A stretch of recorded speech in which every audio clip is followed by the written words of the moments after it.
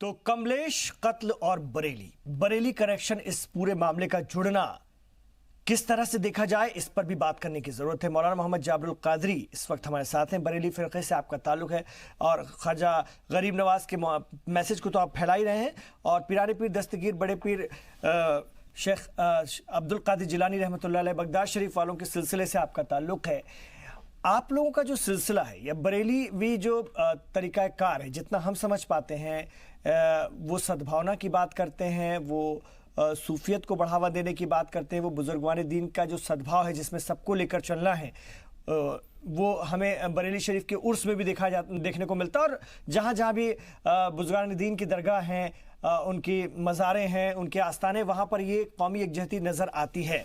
ऐसे में कातिलों का वहाँ पर आराम करना, वहाँ के कुछ लोगों के ज़रिए पुलिस के मुताबिक उनको मदद फराहम कराना, ये ठीक बात नहीं है। इस पर बहुत सोचने की ज़रूरत है।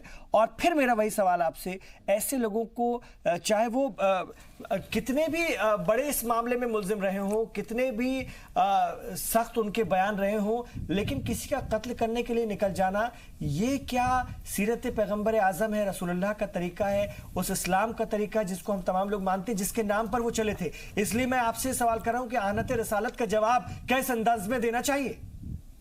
देखिए, इसका पहले जो आपने सवाल किया था उसका भी मैंने इसमें जवाब दिया। दूसरा जवाब ये भी है, यहानत रसूल, गुस्ताखी रसूल, जनाब मोहम्मद रसूलुल्लाह सल्लल्लाहु अलैहि वसल्लम के दौर में भी ऐसे लोग रहे कि जो उनके मुंह पर के गुस्ताखी करते थे।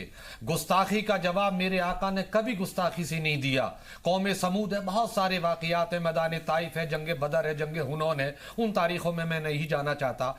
इस्लाम और सीरत नबविया ज़ात उसवत हसना इरशाद है कि अगर कोई तुमको बुरा कह रहा है तो इन्नल्लाह मअस साबिरीन, सब्र करो, उसके हक में दुआएं करो। आज वो अगर जालिम है, गाली दे रहा है, खुदा की बारगाह में दुआ करो, अल्लाह ताला उसको राह हिदायत दे, राह उस्तवारी दे, राह सबकत दे, ताकि वो जुल्म छोड़ करके आफियत की तरफ आए, चैन की तरफ आए, सुकून की तरफ आए। पूरी तारीख नबवी का आप मुताला कर लो, वहां जुल्म का जवाब जुल्म से नहीं दिया गया है, शांति से दिया गया, अमन से दिया गया है।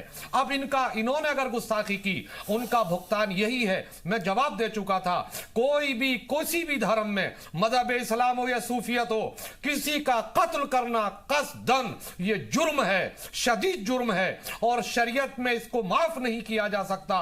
उसकी सजा जहन्नम में वादी वैल है, और दुनिया में भी इसका जो अदलिया है उसका भी कानून 300 तो बहुत बड़ा सख्त है। लेकिन मदारिस के उलमा मदारिस, और आप भी एक मदरसे से जुड़े हुए हैं, मैं आपसे पूछूंगा, उलमा मदारिस और अकाबरीन क्या अखलाकियत दे रहे हैं इस वक्त? क्या अखलाकियत का दर्स देना ही छोड़ दिया है? की तालीम पर डॉक्टर इमरान साहब, मदारिस में अखलाकियात भी हैं, मासियात भी हैं, तलबियात भी हैं, सारी तलबियात हैं। अगर कोई एकाध सरफरा किसी मदरसे से, किसी खानका से, किसी बुजुर्ग के यहाँ से निकलने के बाद अगर वो करने लगे तो सारे मदारिस, सारी खानकाहें, सारे उलमा, सारे सूफी उससे बदनाम नहीं होते।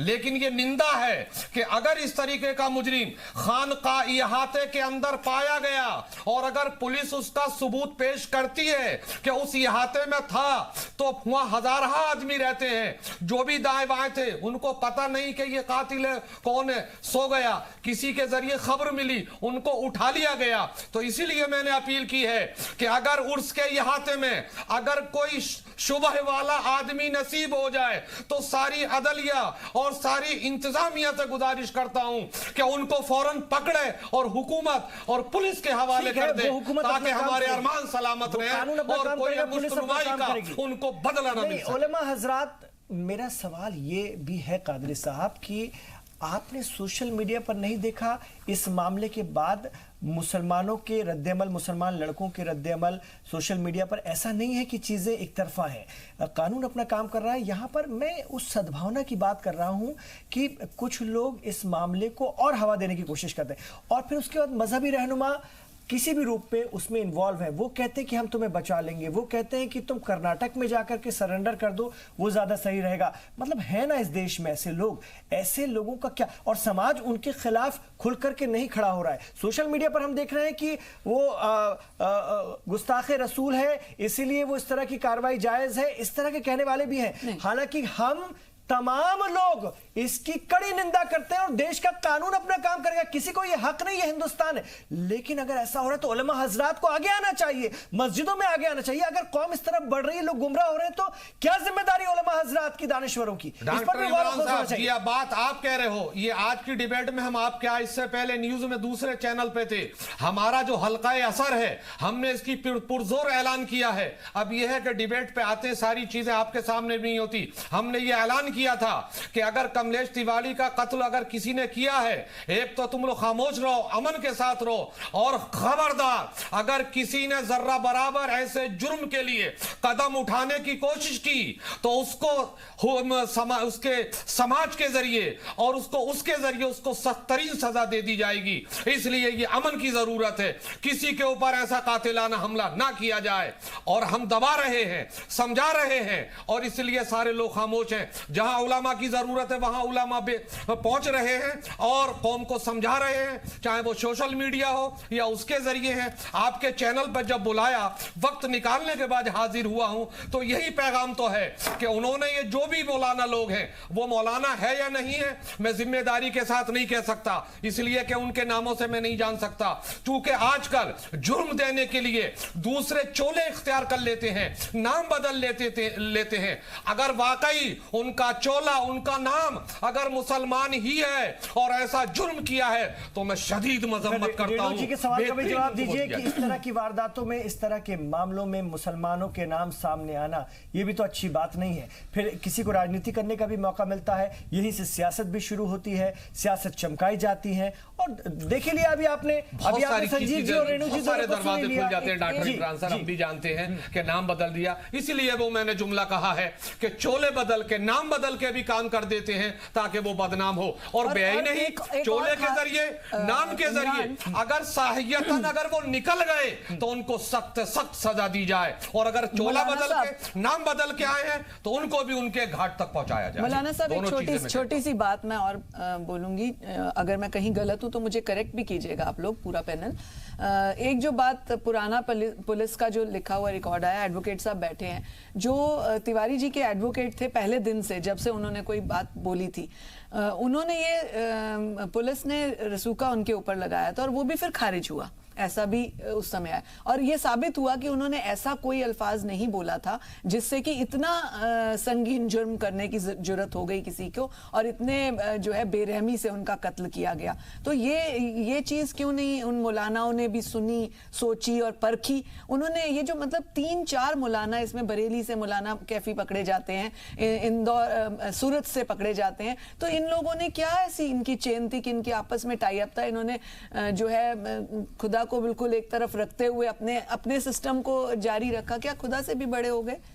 जो आपकी धर्म में, जो आपके धर्म के मुताबिक जो ये बात एक हो जाती है कि हमारे धर्म में इस तरह से नहीं होता, ये मौलाना लोग, ये लोग भी यही शिक्षा तो देते हैं ना, चाहे वो हिंदू धर्म के पंडित हो। बिल्कुल,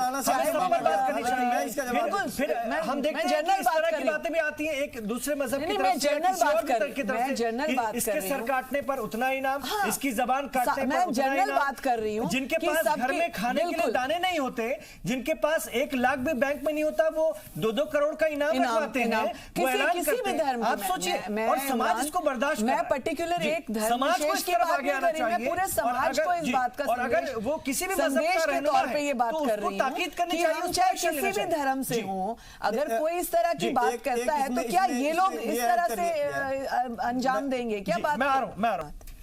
तो कमलेश तिवारी कत्ल मामले का बरेली कनेक्शन, और इसको लेकर के चिंता की जरूरत इसलिए, फिक्र की बात इसलिए क्योंकि एक आलिम दीन का नाम उसमें सामने आना, मददगार के तौर पर कातिलों के या मुलजिमों के, इसको हम कैसे देखें, इस पर चिंता करने की जरूरत है। कानून अपना काम कर रहा है ना, हम इस पूरे मामले का पोस्टमार्टम कर रहे हैं, किसने कब क्या कहा था, किसको किसकी बात बुरी लगी और कौन क्या कर रहा है, ये मेरा विषय नहीं है। आप मेरे विषय की बारीकियों को समझिए, मेरे मुद्दे को समझने की कोशिश कीजिए। इसलिए मैं आलिम दीन के साथ भी हूँ, सियासी लोगों के साथ भी हूँ, सामाजिक लोगों के साथ भी हूँ, ताकि एक यहाँ से बात जाए। और ये बहुत गंभीर बात भी है कि अगर इस तरह की सोच डेवलप हो रही है, जिन आलिम दीन का काम समाज में सद्भावना फैलाना, वो किसी भी मजहब के हो सकते हैं, समाज को एक लेकर के चलना है, समाज को जोड़ना है, समाज के भटके हुए लोगों को सही रास्ते पर लाना है, अगर वही इस तरह के मुल्जिमों के मददगार हो जाएंगे तो एक बहुत बड़ा खतरा है इस समाज के लिए, आगे आने वाले दिनों के लिए। संजीव जी, आप ब्रेक से पहले अपनी बात रखना चाह रहे थे जी। मेरी इस बात को जोड़ते हुए अगर आप कुछ कहना चाहें और सियासी बात न करना चाहे तो बेहतर है। मुझे पता है कि आप हर बात के लिए सिर्फ और सिर्फ भारतीय जनता पार्टी के लोगों को जिम्मेदार मानेंगे, बताएंगे। नहीं, बिल्कुल नहीं, करिए, बिल्कुल नहीं। मैं फैक्ट बात करता हूं, आपको ऐसा लगता है किस विचारधारा, मैं बिल्कुल फैक्ट बात कर रहा हूं, आपको ऐसा लगता है तो वो लगे, हमें उससे कोई एतराज नहीं है, आप सोच सकते हैं। मैं सिर्फ ये कह रहा हूं कि जब कभी भी धर्म का इस्तेमाल सियासत में होने लगेगा, फिर जब तक हम धर्म क्या है, जब जो धारण करने लायक वही धर्म है, लेकिन जब धर्म कट्टरता का आवरण ओढ़ ले और हमारे सर पे चढ़ के नाचने लगे तो उसकी परिणति ऐसे ही होती है। क्योंकि जब अब वो कट्टर हो जाता है तो केवल और केवल अपने धर्म के बारे में बात करता है और बाकी धर्म उसे छोटी लगने लगती है और वो फिर किसी और धर्म की अवहेलना करने लगता है। सारे लोगों पर लागू होता है, चाहे वो इस कौम के हो, दक्षिण हो या उत्तर हो, पूरब हो या पश्चिम हो, ये सब पे लागू होता है। और जब हम कट्टर हो जाते हैं तो उसकी परिणति चाहे वो कमलेश जी के जैसा होता है या किसी और धर्म के लोगों के जैसा होता है। आखिर मैं बार बार ये कह रहा हूं, अभी रेणु भाटिया जी जो सवाल खड़ा कर रही थी, कमलेश जी के तरफ से सवाल खड़ा कर रही थी कि इन्होंने कहीं पढ़ा सुना देखा कि उनका कोई स्टेटमेंट ऐसा नहीं था जिसका बाद में खंडन किया गया। मैं ये कह रहा हूं कि यदि उनका ऐसा कोई स्टेटमेंट ही नहीं था तो इस तरह की नौबत क्यों आई, उनको सिक्योरिटी देने की जरूरत क्यों पड़ी? यदि सिक्योरिटी दी गई, ऐसा कुछ नहीं कहा था जिसके लिए इतना संगीन जुर्म किया जाए, इतना घिनौना। मेरी पूरी बात ये तो एक व्यक्ति को यदि 17 गार्ड दिए जा रहे हैं, जान का खतरा तो है। संजीव जी की एक बात को यहीं पर रोकना चाहूंगी, एक बात को, ताकि आप उसको क्लियर भी कर सकें। आप कहते हैं कि कोई भी इतना कट्टर नहीं होना चाहिए। चलिए हम अपने परिवार से शुरू कर देते हैं कि अगर हमारे परिवार का धर्म हमारे बच्चों और पत्नी के प्रति होता है, जो भी हमारा धर्म है, मतलब आप रिलीजन वाला धर्म मत लीजिए, हमारा फर्ज वाला धर्म, अगर हम अपने परिवार और बच्चों के प्रति कट्टर होते हैं तो क्या उनको भी हमारा विरोध कर देना चाहिए? बिल्कुल जो है एकदम ब्लास्ट हो जाना चाहिए। नहीं, पहले तो दायित्व और धर्म में अंतर हम समझ ले। पहले दायित्व लॉजिक सेम हुआ। नहीं, दायित्व और धर्म दो चीजें हैं। ये आप दायित्व की बात कर रही हैं, आप दायित्व की बात कर रही हैं, आप उसके लिए किसी हद तक चले जाए, इसमें धर्म धर्म के प्रति कोई कट्टर होता है तो वहां हम विरोध करते हैं। नहीं, ये आप दायित्व की बात कर रही हैं, आप परिभाषा थोड़ा सा, ऐसा डिफरेंस क्यों है? नहीं, ठीक, अगर कट्टरपंथी है तो हर लॉजिक पर कट्टरपंथी है ना, वो धर्म पे भी है, वो परिवार पर भी है, वो अपने फर्ज पर भी है, वो अपने अधिकार पर भी है। नहीं, दोनों दो चीजें हैं। जब हम परिवार के लिए होते हैं तो वो मेरा दायित्व होता है, बच्चे हमारे लिए जिम्मेवारी है, उसके लिए अलग। कट्टरपंथी का मतलब क्या हुआ फिर? कट्टरपंथी डिफाइन कीजिए फिर। नहीं, कट्टरपंथी जिसके बारे में हम उसके ऊपर लंबा चौड़ा चर्चा में हम नहीं आना चाहते। हम सीधे मुद्दे पे आते हैं, बुरा अंजाम भाटिया जी, हम सीधे मुद्दे पे आते हैं, वो हम अगल बगल में नहीं जाना चाहते हैं, वो लंबा चौड़ा। मैं सिर्फ ये कह रहा हूं कि कमलेश तिवारी को यदि 17 गार्ड दिए गए थे सुरक्षा के लिए, जाहिर सी बात है जान की खतरा तो थी ना, जब उनको दिए गए थे तो आखिर ये सरकार क्यों इस तरह से उनके बाकी वापस ले लिए गार्ड? सवाल तो यही उठता है। यहीं से हम शुरुआत करते हैं कि आखिर ऐसी क्या बात हो गई और उसके बावजूद हत्या हो जाती है। हत्या होने के बाद में मां चीख कर कुछ और कहती है, इन्वेस्टिगेशन कुछ और होता है। मैं किसी पे प्रश्न चिन्ह खड़ा नहीं कर रहा, लेकिन जब मां ही संतुष्ट नहीं होती है, चीख कुछ और, संतुष्ट है, मां ने जवाब अब संतुष्ट होगी। नहीं, अब संतुष्ट, सारी बात को अब संतुष्ट है, अब संतुष्ट है, वो तब संतुष्ट नहीं थी, लोगों को पकड़ ले जाने अब संतुष्ट है, वो तब संतुष्ट नहीं थी। मैं अपनी बात नहीं कह रहा, मैं 2 दिन पहले की बात कर रहा हूं, तब वो संतुष्ट नहीं थी, चीख कुछ और बता रही थी। देखिए और उस समय भी जो स्टेटमेंट था उनका खोल के देख लिया जाए कि वो क्या बोल रही थी, किसके कत्ल हुआ, इतने 17 बार चाकू का जख्म, फिर सिर के ऊपर गोली, फिर गले के ऊपर रेतना, जिस तरीके से इस हत्या को अंजाम दिया गया है, इतना घिनौना अपराध जो किया गया है, ऐसे अपराध के बाद पत्नी या मां या कोई इसके साथ नहीं जाना चाहेगा। चाहते कि ऐसे अपराध सिर्फ एक वर्ग के लोग ही कर सकते हैं? नहीं, मैंने ये नहीं कहा था। मैंने ये कहा था जो कनेक्शन था वो उन लोगों का क्यों निकलता जा रहा है कि वहां से मौलाना पकड़े गए, वहां से एडवोकेट मौलाना ने उनको नेपाल तक जाने की सुविधा दी, ऐसे ये कनेक्शंस। इमरान भाई, मेरा मानना है कि ये हत्या जायज नहीं है। इमरान भाई, मेरा मानना है कि ये हत्या जायज नहीं है, लेकिन मैं ये भी सवाल खड़ा करता हूं कि ऐसे लोग समाज को देते क्या? आज उनका पूरा परिवार, उनकी माताजी, पत्नी, बच्चे, मेरे मुद्दे से दोनों से गुजारिश है, बाहर जाइए आप मेरे मुद्दे। हम कमलेश तिवारी जी के कत्ल के चैन को या उनकी जो मर्डर का तरीकाकार है उस पर बात करने के लिए नहीं बैठे, और ना ही कौन कातिल है कौन नहीं है इस पर भी बात करने के लिए नहीं इमरान बैठे। भाई, जो कातिल है और जिसका कत्ल किया गया है, ये दोनों समाज के लिए खतरनाक है। फौरी तौर मैं पर स्पष्ट रूप से बोल रहा हूँ आपको। ठीक है, फौरी तौर पर, लेकिन जो पुलिस के जरिए बात सामने आ रही है, देखिए, हम उसमें डिबेट के तौर पे धर्म चर्चा पे से नहीं बैठे, जुड़े हुए, परंतु हमारा फर्ज तो ये बनता है मैं कि उन इस तरह के कातिलों की कत्ल, बिल्कुल इस तरह बात नहीं की कर रहा हूं, आप ये भी बातें ना समझिए,